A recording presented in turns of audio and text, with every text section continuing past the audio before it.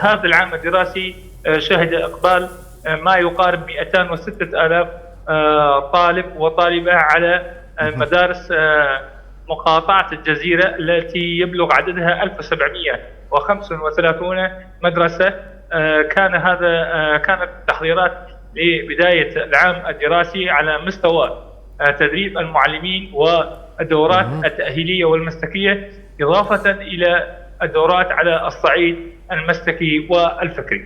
طبعا تجربة الإدارة الذاتية الديمقراطية هي تجربة رائدة على مستوى المنهاج، سيما وأن منهاج الإدارة الذاتية منهاج ديمقراطي يسمح لجميع المكونات بالتعلم بلغته الأم، باللغة الكردية واللغة السريانية واللغة العربية، إضافة إلى أن المنهاج المعتمد لدى الإدارة الذاتية الديمقراطية هو منهاج ديمقراطي كتب على يد مؤلفين ودكاترة من ذوي الخبرات مراعي خصوصية المكونات.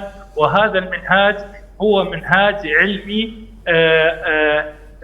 يكون ملائم للتطورات التي شهدتها قطاع التربية والتعليم على مستوى العالم، وبالتالي يكون هذا منهاج جيد وباعتراف الجميع.